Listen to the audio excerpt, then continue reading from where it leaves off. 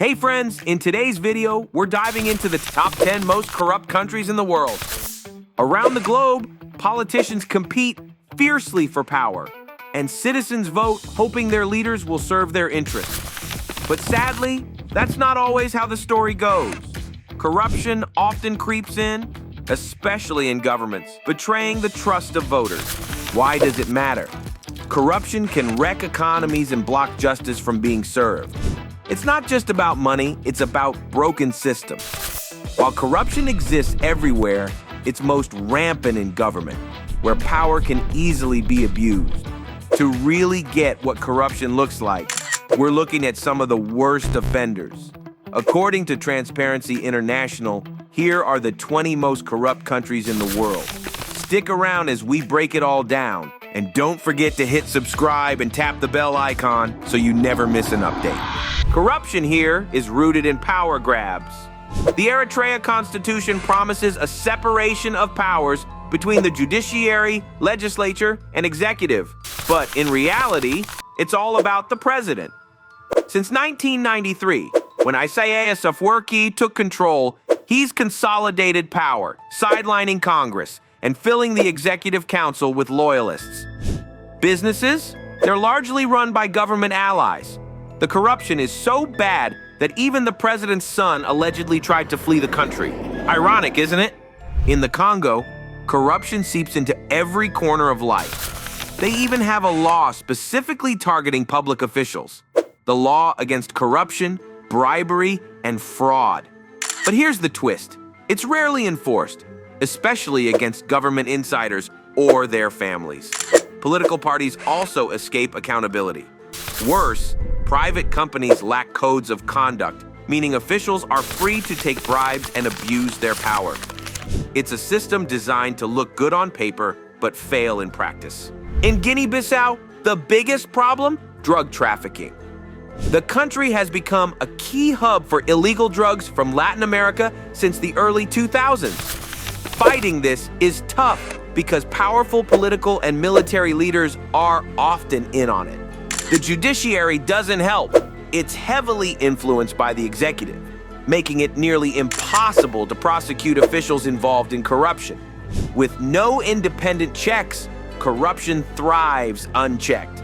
In Chad, corruption thrives, particularly within the security forces. Police officers often engage in street crimes, unlawful arrests, and other abuses of power, and they usually face zero consequences.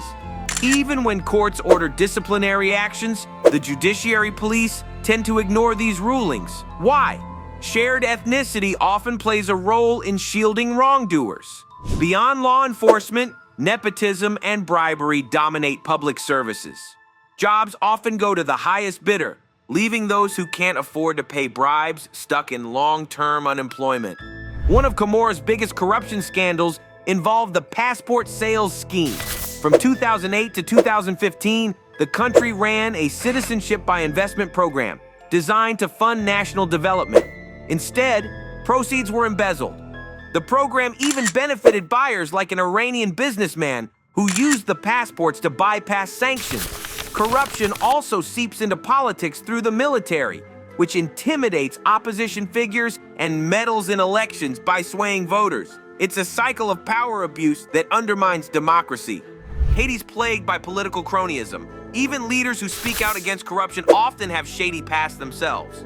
Case in point, in 2009, then Prime Minister Michel Pierre-Louis admitted corruption blocked ethical lawmakers from taking office, only to face backlash for her own alleged misdeeds. Beyond politics, development funds are frequently misused. After the 2010 earthquake, former FIFA VP Jack Warner was accused of funneling relief money into his personal account, leaving Haitians to suffer. Nicaragua's customs department is a hotbed of corruption.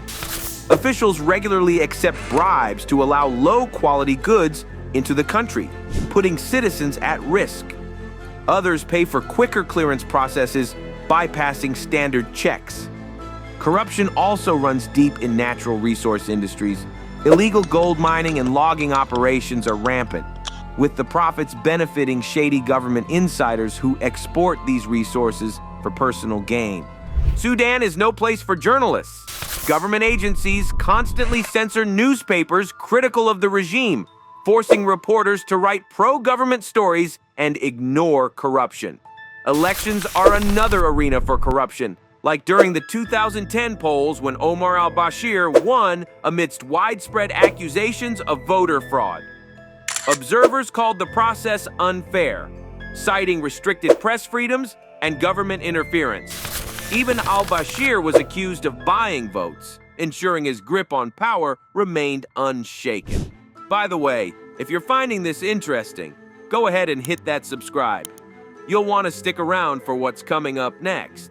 In Burundi, neopatrimonialism is the cornerstone of corruption. This system allows patrons in power to use state resources to secure loyalty from their supporters.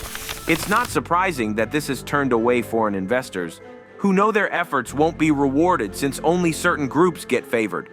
Adding fuel to the fire is tribalism.